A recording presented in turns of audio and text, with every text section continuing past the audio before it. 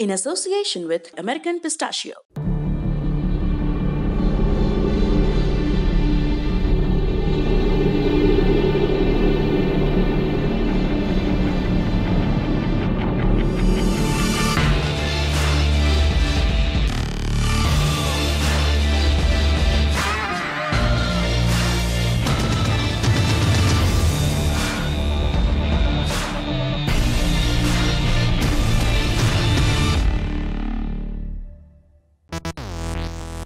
जिस हिसाब से सारी चीजें डिजिटल होती जा रही हैं, आने वाले टाइम में शायद पेपर का इस्तेमाल लगभग खत्म हो जाएगा।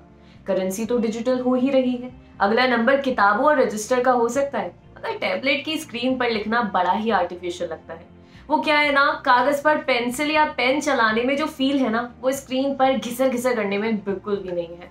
एप्पल और सैमसंग भी जी जान से हाई फाई टैबलेट निकाल रहे हैं जो लैपटॉप तक को कंपटीशन दे रहे हैं। स्टाइलस की राइटिंग स्पीड से लेकर रिस्पॉन्स टाइम तक हर चीज पर मेहनत की जा रही है, मगर बात हर बार कांच की स्क्रीन पर आकर ही अटक जाती है। क्या हो अगर कांच पर लिखने का एक्सपीरियंस कागज पर लिखने जैसा हो जाए। नॉर्वे की एक कंपनी है रिमार्केबल, इसने एक टैबलेट बनाया है रिमार्केबल 2 नाम का, मगर ये एक मल्टीमीडिया टैबलेट से बिल्कुल अलग है। इसका एक ही टारगेट है, पेपर का खात्मा।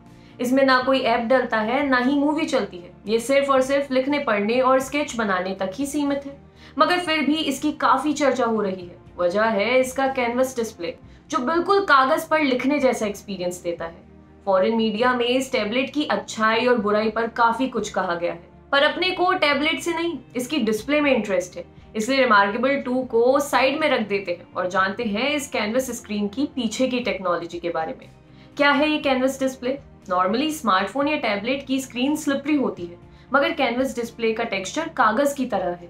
ये ई इंक कार्टर टेक्नोलॉजी का इस्तेमाल करती है, जिसमें ऊपरी सतह के नीचे एक ई इंक लेयर होती है। जब पेन स्क्रीन पर टच होता है तो ये इंक ऊपर उठकर सफेद स्क्रीन पर काले निशान बना देती है। इसको ठीक से समझने के लिए आप ये वीडियो देखिए।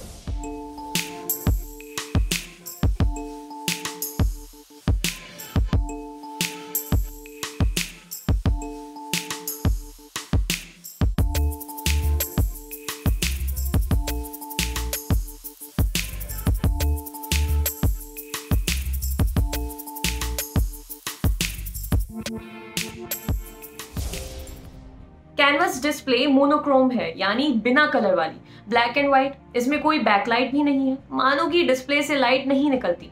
रात में कमरे की लाइट ऑन करनी पड़ेगी तभी कुछ दिखेगा, मतलब बिल्कुल कागज जैसा। इस लॉजिक के हिसाब से इस्तेमाल करने पर आंखों पर उतना जोर नहीं पड़ेगा जितना लैपटॉप या स्मार्टफोन चलाने पर पड़ता है।